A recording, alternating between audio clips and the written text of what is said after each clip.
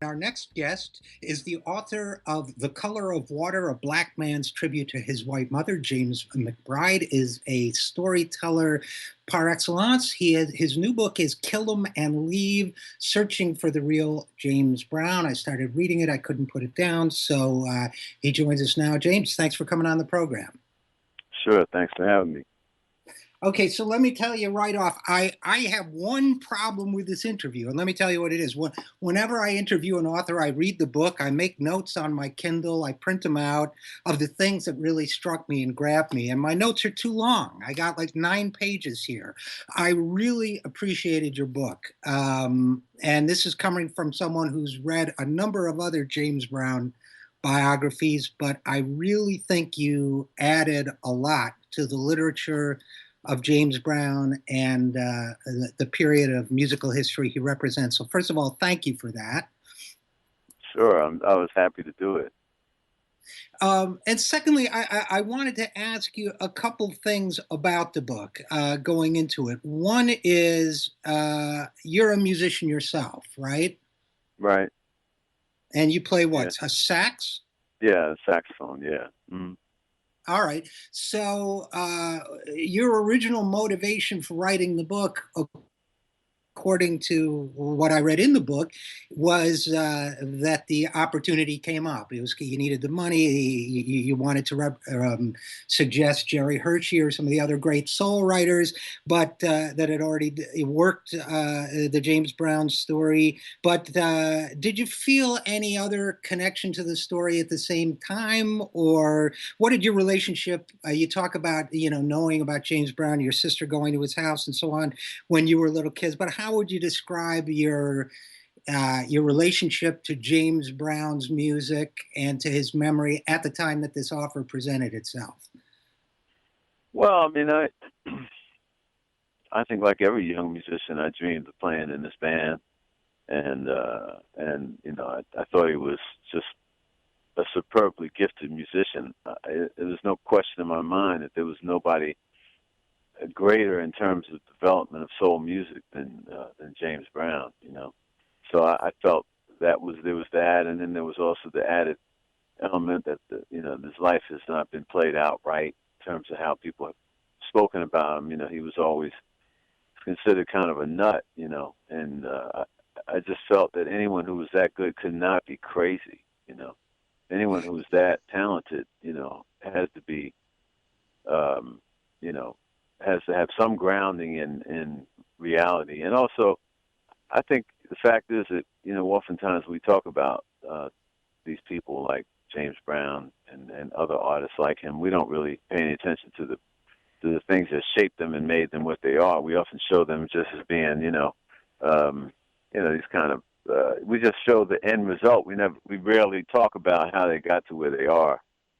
And so that kind of colored my thinking about him as well. The fact that people talk about him like he's bananas when he was a little bit crazy, but he really wasn't crazy. Like he really wasn't mentally disturbed. He just was paranoid, and he was beat down by lots of things that happened in his life.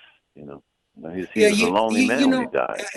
This whole stereotype of him, you wrote about the movie Get On Up, and this whole stereotype of him as the crazy guy on drugs with the shotgun scaring people and all that.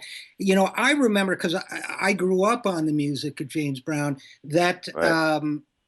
for most of his life, and I think your book reflects this, but I mean, obviously, tell me if you disagree, but for most of his life, James Brown was actually one, and I don't use the word lightly, a musical genius, in my opinion, and two, extremely disciplined. He was the opposite of a crazy person, and there were a lot of stories in your book about it. He was very focused. He knew everything, not only about how to put the music together, but how to make the right impression. There's a great quote in your book where he tells somebody, I think it's his son, arrive important and leave important.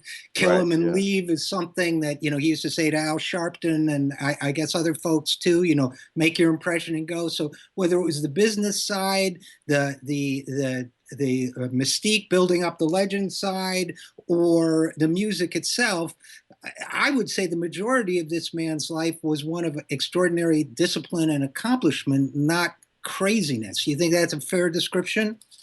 I think it's an excellent description. I think he was extremely disciplined as a musician and as an entertainer.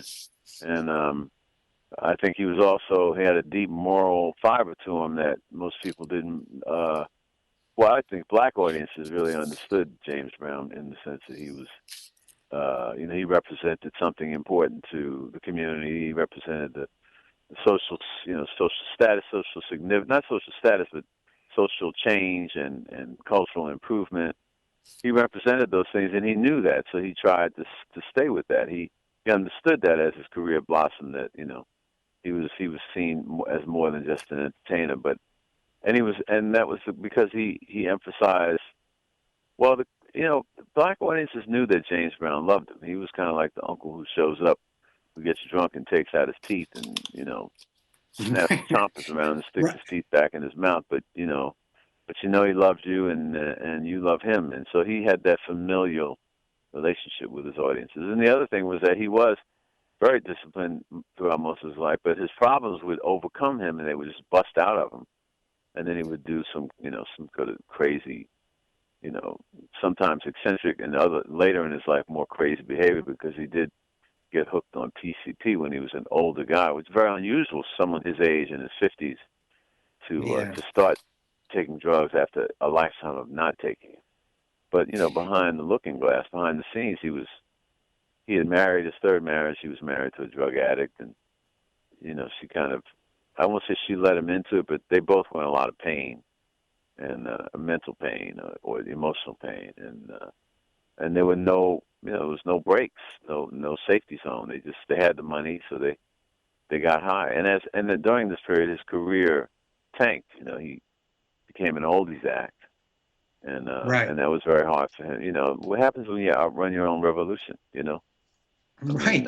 And he was, from all accounts, a very proud man. So to be put in that position, unbelievable. We're talking to James McBride, the author of Kill 'Em and Leave, Searching for the Real James Brown. And, when I say like I say, I don't use the word genius lightly, but, my own personal reaction, I love James Brown's music so much, but there have been times in my life when I couldn't listen to it because there was so much coming through that it was almost too much for my nervous system. I mean, that's how much I think James Brown was delivering on the musical sense, which leads to my next question, which is, is there more space, you think, in this society for a white man or a white person to have all the burdens of genius that James Brown had than there was for him? Did he just have no place to go with this? Is this why he started to implode? Was there just no tolerance for the kind of eccentricity that you might expect out of, I don't know, a brilliant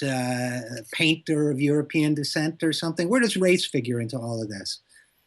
Well, it figures in pretty heavily because if you're eccentric and you're black like James Brown, that eccentricity is, often will land you in jail or get you on the wrong side of, of societal custom. He was from the South, and in the South, when he was coming up, and the way he lived was he lived by the credo that everybody knows their place and everyone stays in their own lane. So that's not easy to do when you're James Brown. You travel the world and you go to Paris, and they make you feel like you're the mayor of Paris or the king of Belgium or something. So he was eccentric, but a lot of these big stars are eccentric. His eccentricities were played out pretty widely in the press. In part because a lot of stuff that happens down south, you can't really believe it anyway. Pardon me? I'm sorry? Especially later when he had drug problems and all that, when he got to be in his 50s and the PCP and all of that was all over the newspaper. Yeah, that's true. And there were lots of things that happened down south that sound like they belong on a reality show somewhere. But and his life was a little bit that at the end, which was when Mozart died, his wife was, she was basically did sold his stuff like she was selling at a Salvation Army outlet. I mean, and then her second husband ended up benefiting from Mozart's, genius, because they would sell his pieces and so forth. um, sells effects, and so James Brown's not alone in the sense of being one person whose personal life was kind of screwed up, while his professional life was something that people would ape and gawk, gape and gape about. Yeah. He really tried to help people, and I think that's what is not in the surfeit of books that are written about him. And also, in many ways, his life epitomizes what America has become.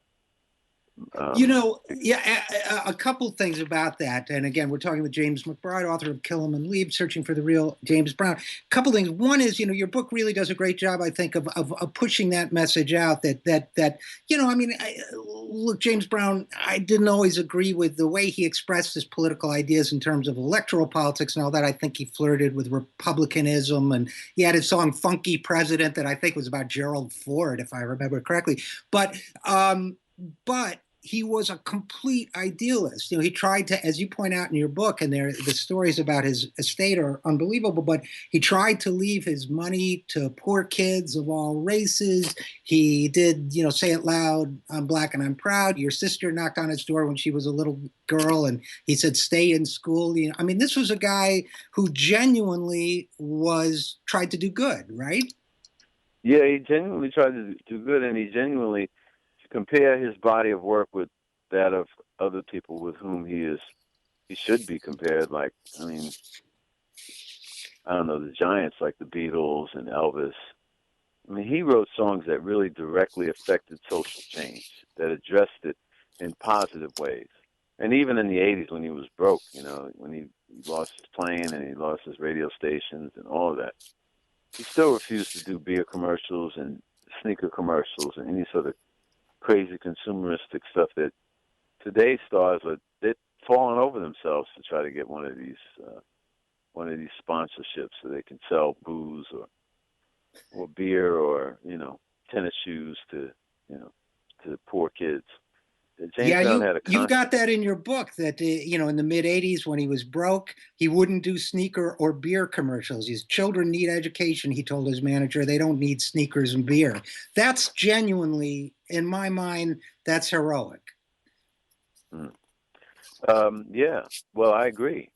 I happen to think that he was, look, the more I learned about him, the more I liked him. He just had a certain way he had a certain way of being that was very unusual because he was from the South. And I think most music writers who wrote about him in the past, well, I'm not a music writer per se. I'm just a writer, I'm a writer and a musician, I suppose. But I never thought of myself as a music writer and never wrote about music until this particular, I did once. I did a magazine piece many years ago, but it's been 25 years since I've written about music. And I thought this would be a good place to do it because I can't think of a more original American musician than James Brown. And technically, he and his band were extraordinary.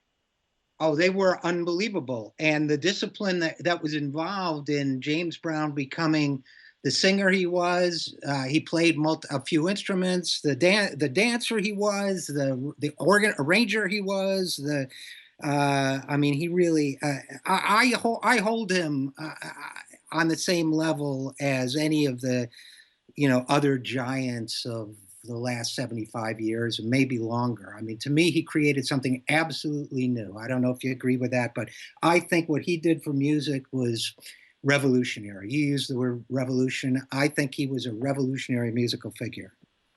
I would agree with you. I think that he had a certain. So people come along at a certain time. They come along at a certain time and in a certain place, and they happen to have the set of skills they need to take advantage of where they are. And he was one of those. He was an amalgam of the old Billy Eckstine, Louis Jordan, the old bluesmen, Robert Johnson and Muddy Waters. He had all that in his music and more. And so his evolution musically is the same, really, is a reflection of how American music with Black American music evolved in a way that no other artist can really reflect. That's really one of the reasons why he's important.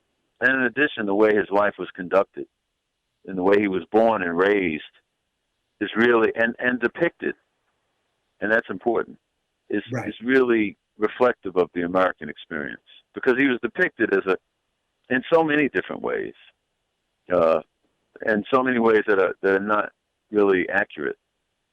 And it should be stated that some of the fiction about James Brown was created by James Brown himself. Yeah, he was a man, as you wrote, who you quote some folks as saying he did not really want to be known. And that he shares that with a lot of, I guess, famous and fascinating figures. And but I think you've gone a long way, James McBride, toward allowing him to be known. Unfortunately, we have to leave it there, but I do recommend the book Killiman Leaves: Searching for the Real James Brown. And James McBride, thanks for joining us. Thank you.